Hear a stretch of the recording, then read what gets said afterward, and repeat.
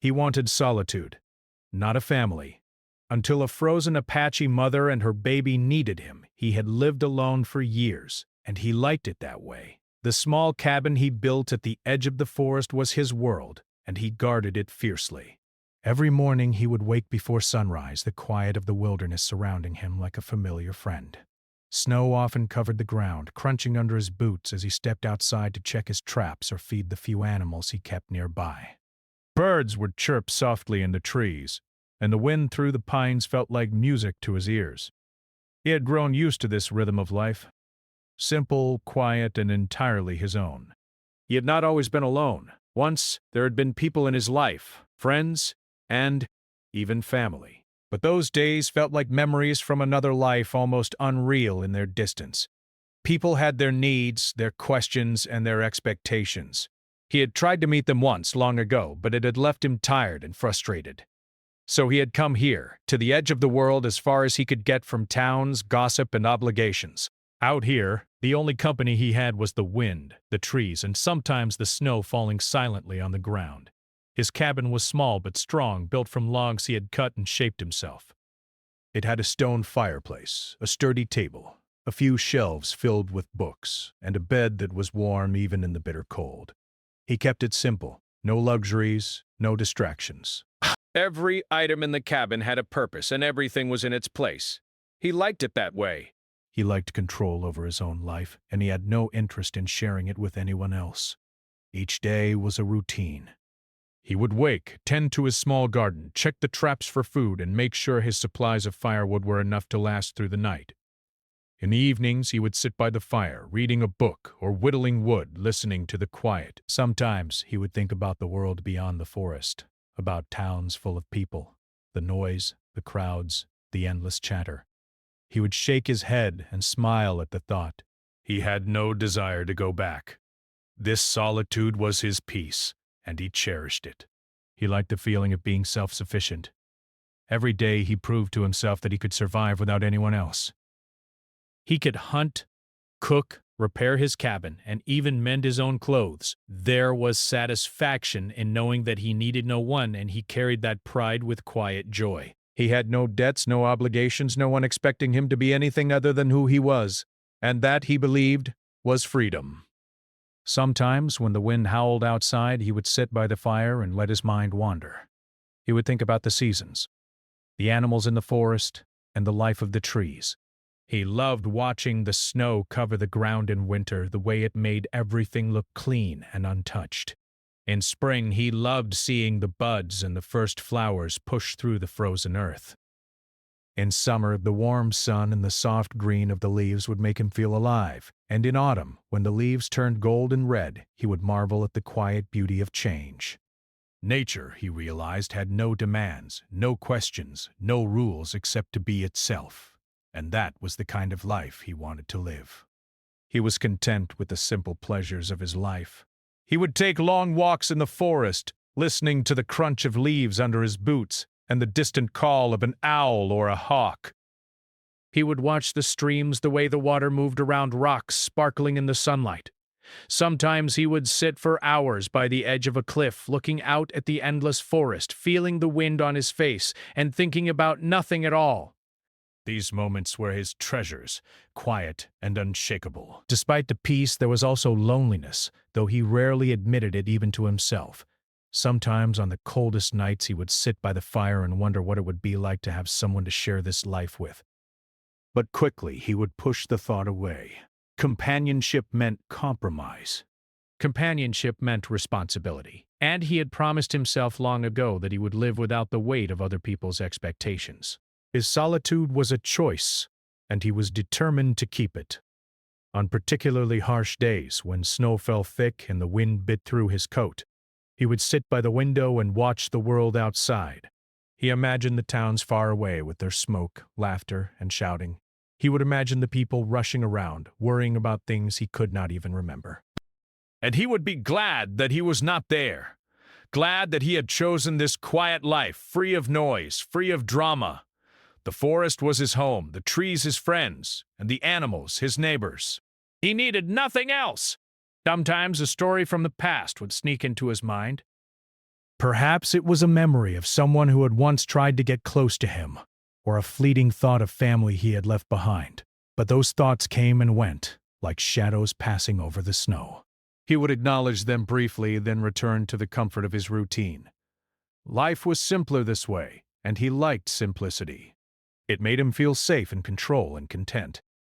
He also had a small collection of tools, each with its own place and purpose.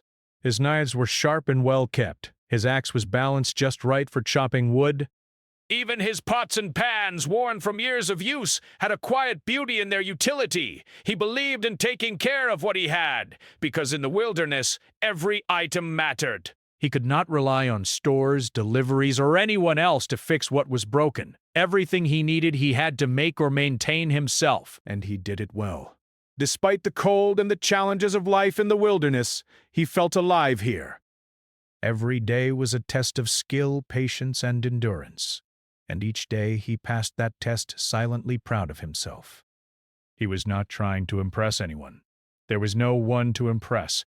This was his life, his rules, his freedom, and he would defend it no matter what. One morning, as he stepped outside to check his traps, the forest was especially quiet. Snow covered the ground like a thick white blanket. The air was crisp and biting, and the only sound was the soft crunch of his boots. He breathed deeply, enjoying the cold, and felt that familiar sense of peace. The world beyond the trees seemed distant and unimportant. Here, in the forest, he was in control, and that was all that mattered. He had everything he needed, or so he thought. That morning, as he walked through the snow-covered forest checking his traps, something unusual caught his eye. A shadow, barely visible against the white blanket of snow, moved in the distance. At first, he thought it might be a deer or some other animal, but the shape was wrong. Too still, too human. He stopped in his tracks, squinting through the cold air. His heart beat a little faster, not from fear, but from curiosity. Out here, encounters with other people were rare, almost unheard of. And yet, there it was. He approached slowly, his boots crunching softly in the snow. As he got closer, the shape became clearer. It was a woman, lying on the ground, her body curled against the cold, her clothing thin and wet from the snow. Clutched to her chest was a small child, shivering and pale. Her face was barely visible under the frost, and for a moment he feared the worst. He had never seen anyone so still in the snow without it being tragic. But instinct told him she was alive, just barely, and he knew he had to act. Without thinking twice, he dropped his pack and knelt beside her. His hands were careful but firm as he checked her pulse and felt the tiny heartbeat of the baby. They were both alive, but barely. His mind raced as he considered what to do next. The forest was silent except for the wind, and help would not come soon. He had no choice but to bring them back to his cabin. The thought of taking responsibility made a small pang of anxiety flare inside him. He had chosen a life of solitude for a reason, and now, without warning, it had been broken. But he pushed the fear aside. Survival came first. He lifted the woman gently, supporting her fragile body against his own. The baby, though tiny and trembling, clung to her, and he made sure not to disturb the child. Step by careful step, he carried them through the snow, feeling the weight of this unexpected responsibility settle heavily on him. The forest seemed larger, colder, and somehow quieter than before, as if it, too, had paused to watch. The journey back to his cabin was slow and exhausting, but he never faltered. He had to get them somewhere warm, somewhere safe. Once inside the cabin, he quickly laid the woman on a blanket in front of the fireplace. The flames danced and crackled, sending warmth into the room, and he felt a small sense of relief as her skin began to regain color. He moved fast, bringing water to warm, soft towels to press against her hands and face. The baby whimpered softly, tiny fingers curling around his own. His heart, so used to quiet and solitude, suddenly felt heavy and full. The weight of their vulnerability pressed on him, but also awakened a strange, unfamiliar feeling, a desire to protect, to care, to not let them be harmed. He worked carefully, speaking softly, though he did not expect the woman to hear him. "Stay with me," he murmured. "You'll be safe now." I won't let anything happen to you or the baby. His voice, rough from years of silence, sounded strange, even to him. But it was necessary. He had learned long ago that words, even small ones, carried power, comfort, and reassurance. Slowly, he removed the wet clothing from the woman, covering her in dry blankets. The fire warmed them both, and he fed the baby a small amount of milk he had in his supplies, marveling at the fragility of such life. Hours passed. He stayed by their side, never leaving, never letting the silence of the cabin swallow the moment. The woman's breathing grew steadier, and the baby's whimpers turned into soft coos. It was exhausting work, physically and mentally, but he could not stop. He realized then that solitude was a gift, but so too was the ability to act when someone needed help. He had always thought of himself as someone alone, self-sufficient, untouchable by the lives of others, but now, faced with life in its most fragile form, he understood that sometimes a person's strength is measured not in what they can do alone, but in how they rise when others rely on them. As night fell, he prepared a simple meal for the woman, softening it so she could eat without difficulty. She was weak, her lips pale, her eyes heavy. She did not speak yet, only murmured occasionally in a language he did not understand. But her eyes, when they flickered open, met his with a combination of fear and relief. He did not know her story, her name, or where she came from. He only knew that she was here now, in his cabin, alive because he had acted. The baby slept in a small cradle he had fashioned, the tiny chest rising and falling steadily. The sight filled him with something unfamiliar. Hope, perhaps, or a quiet sense of purpose. He cleaned and organized his small cabin that night with a newfound urgency. Every blanket, every tool, every corner mattered more now. He prepared additional blankets for the night, stacked wood for the fireplace, and ensured water and food were within reach. In the past, he had done these things only for himself. Now, every act had weight. Every decision mattered to more than just him. The solitude he had cherished for so long seemed distant, replaced by the pressing reality of responsibility. And strangely, he did not resent it. For the first time in years, he felt needed in a way he could not ignore. Throughout the night, he stayed awake in shifts, checking on the woman and child. Every hour, he adjusted the fire, ensured the blankets were dry and warm, and soothed the baby when it cried. His own exhaustion pressed against him, but he ignored it. His world had changed in the span of a single afternoon. The forest outside, once his sole companion, was now only a backdrop to the fragile life inside his cabin. The wind and snow still blew, but they no longer mattered as much as the small living beings he had chosen to protect. He realized that life often moved in unexpected ways, and no amount of preparation could predict these moments. But he would meet this challenge because he had no choice. The woman's murmurs grew stronger as the night passed. Though he could not understand the words, he sensed gratitude, fear, and something else, trust, forming slowly, almost imperceptibly. He felt a strange connection with her, one that was quiet and unspoken. She depended on him, and he could feel the weight of that dependence in his chest. He was not used to this, and it made him uneasy, but it also stirred something deep inside him, a part of himself he had long thought dead. He realized that caring for another life, even unwillingly at first, could awaken a quiet strength he had never acknowledged. By the early hours of morning, the snow outside had stopped and the sun began to rise, casting pale light through the small windows of the cabin. The woman's eyes opened fully for the first time, meeting his gaze with clarity. He noticed the lines of exhaustion on her face, the faint traces of frost still clinging to her hair and clothing. The baby stirred in its cradle, lifting its small head and blinking sleepily. For a moment, everything was still. The room, the fire, the snow outside, and he allowed himself a rare pause. He looked at the two of them and felt something he had never expected, a sense of responsibility, not as a burden, but as a kind of awakening. He realized that life had just found a way to enter his carefully constructed world, and he could not ignore it. He did not know what the future would bring. He did not know how long they would stay or what dangers lay beyond the forest, but he knew one thing: he could not leave them here. He could not abandon them to the cold, the snow, or the unknown. The choice had been made for him in that single moment, and he had embraced it, quietly and without hesitation. For the first time, he felt the fragile stirrings of connection, of something larger than himself, and though it scared him, it also filled him with a strange and powerful sense of purpose. That morning, as he prepared a small breakfast for them, he realized that his life had changed forever. The forest was still quiet, the snow still lay in blankets across the ground, and his cabin remained small and simple. But inside, everything had shifted. The solitude he had once cherished was no longer absolute. Life, fragile and demanding, had found its way in, and he understood, in a deep and undeniable way, that his days of living only for himself were over. There was now someone who needed him, someone who would depend on him, and he, for the first time in a long while, felt ready to meet that need. The days that followed were the hardest he had faced in years.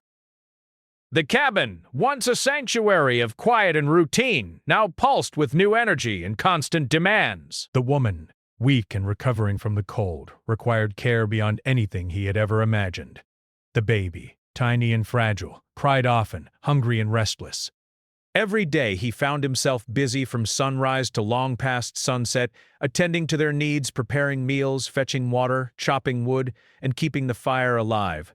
The solitude he had cherished for so long was gone, replaced by the steady, unrelenting responsibility of keeping two lives safe. He quickly realized that survival was no longer just about himself. Every decision had consequences. If he didn't gather enough firewood, they would be cold. If he didn't prepare food carefully, they would be hungry. If he left them alone, even for a few minutes, danger might strike. He had thought he was capable of enduring anything alone, but caring for them demanded a different kind of strength, patience, attention, and a constant presence he had never had to give before. At first, he struggled. His hands were raw from tending a fire and chopping wood. His mind was heavy with worry for the woman and her child. The baby cried at all hours, tiny arms flailing, and the woman's weak voice sometimes rose in soft murmurs he could not understand. Some nights he sat on the edge of his bed, exhausted, listening to the wind howling outside, and wondered if he was truly capable of keeping them alive. He had never been a patient man, and the demands of care tested him in ways he had not expected. There were moments of tension, too. The baby became sick with a fever, tiny body trembling under his hands. He had to think quickly. Warming water, giving what little medicine he had, and carefully watching every small change in the child's breathing and color. He stayed awake for hours, rocking the baby gently, murmuring soothing words, and feeling a new kind of fear, one that made his chest tighten and his hands shake. He had faced storms, hunting accidents, and injuries before, but never had he felt this sharp edge of helplessness mixed with responsibility. The woman's recovery was slow. Some days she could not eat, or she slept for most of the daylight hours. He fed her carefully, watched her temperature, and tended to her wounds, all while keeping the cabin running. He spoke softly to her, even when she did not respond. "You're safe here," he would say. "I won't let anything happen to you or the baby." The words became a quiet ritual, grounding him as much as them. He had always believed he lived for himself alone, but now he lived for others, and that realization both frightened and fascinated him. He also had to learn quickly. He had never changed a diaper before, never soothed a crying infant, never treated a fever in someone else. Every day he discovered something new: how to swaddle the baby tightly, how to lift the woman without hurting her, how to stretch his limited resources to meet multiple needs at once. The baby would sometimes cry louder than ever, and he would grow frustrated, but then he would take a deep breath, remind himself of the stakes, and try again. Slowly, he began to feel more capable, more confident in his ability to protect them. Outside the cabin, the forest remained harsh and indifferent. Snowstorms still swept through the trees, and the cold nights bit at the skin. But he ventured out every day, checking his traps, collecting firewood, and hunting for food. Each trip into the wilderness became a balancing act. He had to provide enough for all three of them while never leaving the woman and child alone for too long. And yet, he noticed something strange. The forest no longer felt empty. It felt alive in a different way. Birds chirped with a more urgent rhythm, and the trees seemed to offer quiet protection. Even the wind felt like it was part of a greater, shared world, one that included the woman and her baby now. As he continued to care for them, he noticed small changes in himself. He had always thought of emotions like bonds and attachment as burdens, but now he felt something new, a quiet connection that grew stronger with each day. The baby's laughter, even tiny and weak at first, brought unexpected joy. The woman's eyes, when they met his, held something beyond fear or gratitude. They held trust, and that trust felt heavier than any physical weight he had ever carried. For the first time in years, he understood the quiet power of caring for another life. But caring also brought its share of frustration. There were moments when the woman's progress seemed too slow, when the baby cried endlessly, and when the harsh winter made survival a constant challenge. He sometimes wanted to retreat into the comfort of his old routine, to leave responsibility behind and return to quiet solitude. Yet every time he looked at them, at the fragile lives depending on him, he found he could not. He could not walk away, no matter how tired or overwhelmed he felt. Slowly, he began to notice more than just the physical recovery of the woman and child. There were small emotional signs, too. The woman started speaking in whispers, pointing at objects and naming them in her language. The baby began to respond to his voice, smiling faintly when he cooed, reaching tiny hands toward him. Each small victory felt monumental. It was not just survival, it was life returning, thriving even under harsh circumstances. And he, who had once believed he needed no one, began to understand the profound impact he could have on these lives. One evening, after a long day of work, he sat by the fire with the baby asleep in his arms and the woman resting nearby. The room was warm, the snow outside covering the forest in silence. He felt the weight of exhaustion pressing on him, but also a quiet satisfaction. He had faced challenges he never imagined, and met them with steady hands and a willing heart. For the first time, he felt that he had a purpose beyond himself. Life was no longer just about surviving or enjoying solitude. It was about protecting, nurturing, and witnessing growth in those who could not yet protect themselves. As days turned into weeks, the bond between them strengthened. The woman began to smile more, her voice growing stronger. She would gesture toward the cabin, the fire, and the food he prepared, showing understanding and appreciation in ways that needed no words. The baby grew more robust, laughter replacing cries, and began to explore the cabin with tiny, curious steps. Every small milestone filled him with pride, a feeling that had once seemed foreign and unnecessary. Yet even as he adapted, he could not ignore the reality of the challenge. Winter was long, and supplies were limited. The harsh forest could not be tamed, only respected. Each day demanded careful attention, planning, and action. He worried about sickness, accidents, and the unknown dangers beyond the trees. But these worries no longer paralyzed him. Instead, they fueled a determination he had never known before. He would not fail them! He could not! He also began to reflect on his own life, the choices that had led him to this point. He realized that his solitude had protected him, yes, but it had also kept him from experiences that were now opening in unexpected ways. He had thought he was complete alone, but he discovered that strength could grow in connection as well as independence. The presence of the woman and her baby, fragile yet demanding, had stirred parts of him long dormant: compassion, patience, and a sense of responsibility beyond himself. Every evening, as he sat by the fire, he would watch them sleep, the baby curled against his chest and the woman resting peacefully nearby. The cabin, once just a shelter, had become a home, a place of warmth, care, and growing life. He understood that solitude was not just the absence of others, but the freedom to choose how to live. And now he was choosing differently. He was choosing to care, to nurture, and to protect. And in that choice, he found a deeper, quieter joy than he had ever known in solitude. Days turned into weeks, and the quiet cabin slowly transformed from a mere shelter into a home filled with small moments of connection and trust. The woman, who had been weak and nearly unconscious when he found her, had grown stronger. She could walk short distances now, her steps careful but determined. The baby, once frail and shivering, had grown robust, cooing, laughing, and exploring the cabin with tiny, curious hands. The man watched them with a mixture of awe and disbelief. The lives that had once been strangers, almost shadows on the snow, were now intertwined with his own.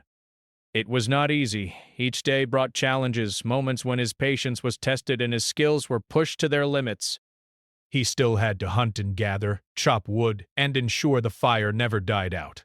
Meals had to be prepared carefully, and the woman's weak body and the baby's needs had to be met continuously.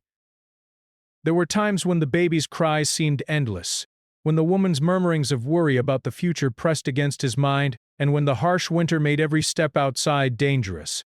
But he had learned to endure. He had learned to adapt, and slowly he began to feel that he could handle more than he had ever imagined. With time, the woman began to communicate more. She spoke in her language, pointing to objects, showing him her world in ways he had never known. At first, he did not understand, but he listened, paying attention to gestures, expressions, and sounds. Slowly, a bridge formed between them.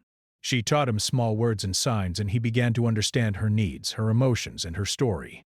It was a patient process, one built on trust rather than urgency, and he found that he had more patience than he thought. He noticed that she had moments of fear too. She flinched at sudden noises, hesitated at the edge of the cabin, and sometimes shivered even by the fire. The trauma of the cold in her journey was still fresh in her mind, and yet he learned to respond not with frustration, but with calm reassurance. "It's safe," he would say, his voice steady and gentle. He began to anticipate her needs before she spoke them, learning to read subtle signs, a twitch of the hand, a flicker of the eye, a slight shiver, and respond. It was a quiet kind of communication, built on care and attention. The baby became the bridge that connected them all. Its laughter was infectious, bringing warmth to even the coldest days. When the baby reached for him with tiny hands, he would lift it carefully, rocking it as he had learned to do, speaking softly and feeling an unfamiliar tenderness in his chest. The woman would smile at these moments, her eyes bright with relief and gratitude. It was a simple rhythm: care, respond, nurture, and repeat. But in these small actions, bonds were forming stronger than words could express. He found himself thinking differently about life. The solitude he had once valued above all else now felt incomplete. It was no longer enough to live only for himself. These two lives, fragile and dependent, had reshaped his understanding of strength. He began to realize that caring for others did not weaken him.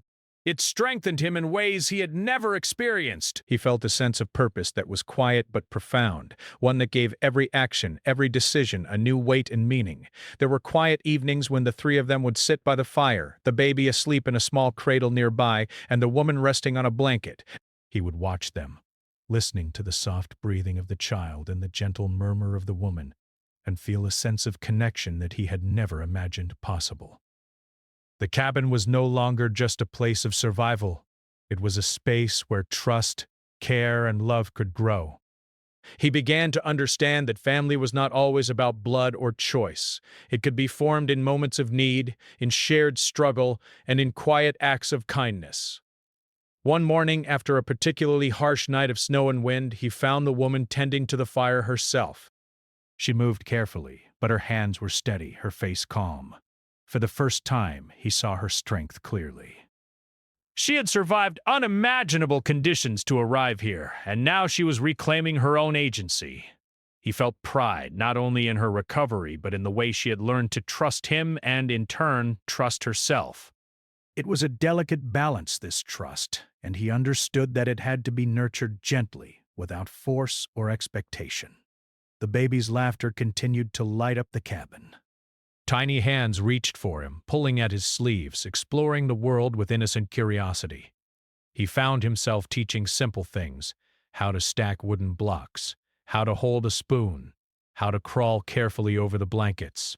Each small lesson was a shared moment of discovery, a way of connecting beyond words. And the woman would watch, her eyes filled with warmth, occasionally teaching her child through gestures and soft murmurs. It was a dance of care and learning, fragile but beautiful in its simplicity. Even the forest outside seemed to take on a different meaning. Once he had walked the snowy trails for solitude, for silence. for the sense of being entirely alone. Now, every venture into the woods had purpose. He hunted not just for himself, but for them. He collected firewood not just for warmth, but to keep them safe. The wind no longer seemed only cold or harsh. It was a reminder of the challenges they had overcome together. Life in the wilderness, once a solitary pursuit, had become a shared journey, and he felt the weight and the joy of that responsibility. He began to see small joys in the routine. The baby reaching for him with outstretched arms, the woman smiling after a restful sleep, the warmth of the fire after a day in the cold.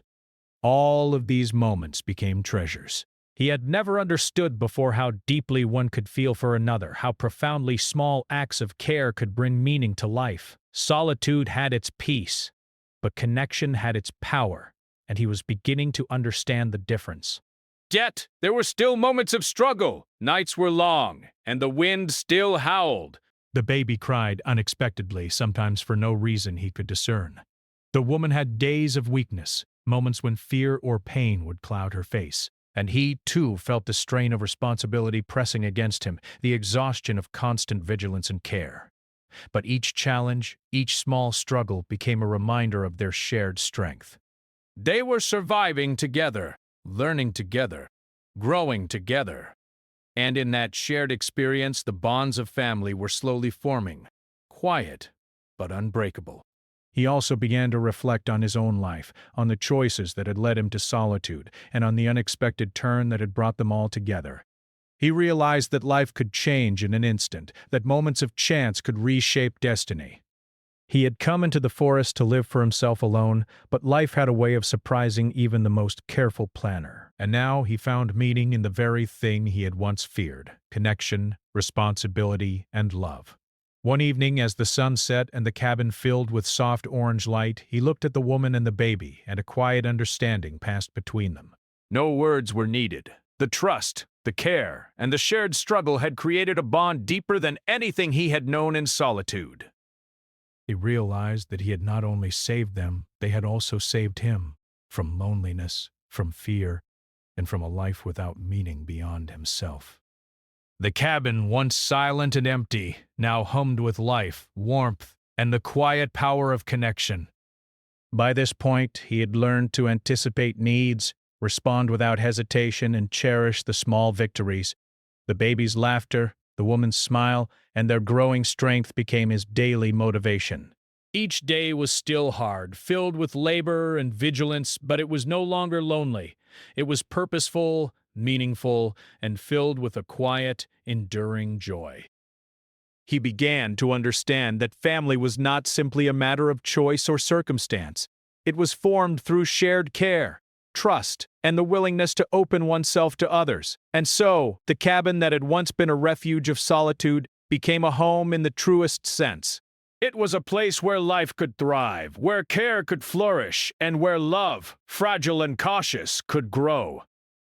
The man who had once believed he needed nothing but himself now found that life had given him a gift he had never imagined: a family not born of blood or planning, but of need, trust, and mutual survival. And in that quiet understanding, he discovered a depth of purpose and connection that solitude alone could never provide. Winter was slowly losing its grip on the forest, though the snow still lay thick on the ground. The days were longer, the sun warmer, and the ice along the streams had begun to melt. Life in the cabin had settled into a rhythm, and yet the man knew that nothing could remain unchanged forever. He had come to the forest seeking solitude, but life had handed him something entirely different. The woman and her baby had grown strong, and he had grown in ways he never imagined. Now a quiet question settled in his mind. What would come next?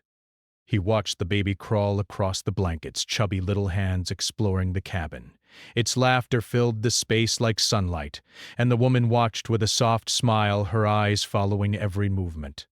She was walking steadily now, able to carry small objects and help with the daily chores. The transformation in both of them was remarkable, and the man could not help but feel pride and deep affection. For so long he had believed he needed nothing and no one. Now he understood that life was richer when shared, and that true strength could be born of caring for others. One morning, he stepped outside to gather firewood and look at the forest. The snow was melting slowly, revealing patches of brown earth and the first hints of green grass. The air was fresh and carried the faint scent of spring. As he stood there, he realized how far he had come. Months ago, he had lived for himself alone, focused only on survival and the quiet rhythm of his solitary life. Now he lived not just for himself, but for the woman and child who had become part of his world. The thought brought warmth to his chest, a feeling that was stronger and deeper than anything he had experienced in solitude. He reflected on the choices that had led him here. Finding the woman and baby in the snow had been unexpected, even improbable. Yet that single moment had reshaped everything. He remembered the fear and hesitation he had felt when first carrying them to the cabin, the exhaustion of those long nights tending to them, and the frustration of learning how to care for lives so fragile. But he also remembered the small joys. The baby's first smile, the woman's quiet gratitude, and the subtle moments of trust that had grown between them. These memories filled him with quiet certainty. He could no longer imagine a life without them. Inside the cabin, life had become a delicate balance of work, care, and connection. The man had learned to anticipate needs, prepare meals, and respond to cries or gestures without hesitation.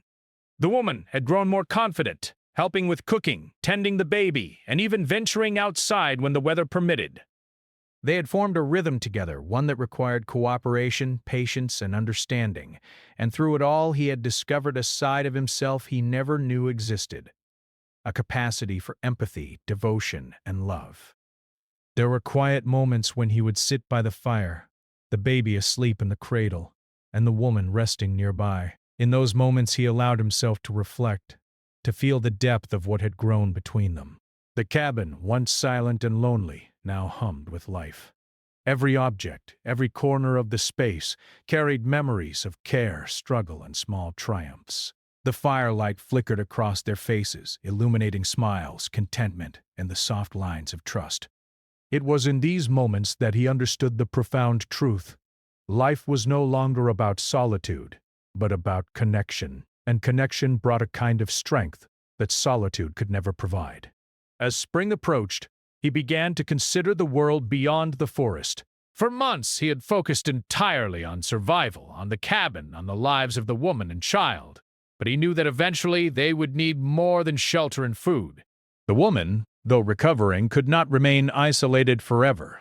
The baby would grow, and the world outside would offer both dangers and opportunities. And while he had once shunned human contact, he began to understand that reaching out cautiously and thoughtfully might be necessary. One day, as the sun warmed the forest and melted the last of the snow along the path, he sat outside with the woman and baby. They laughed together, shared small discoveries, and moved as a family unit, though none of them had known they would become one.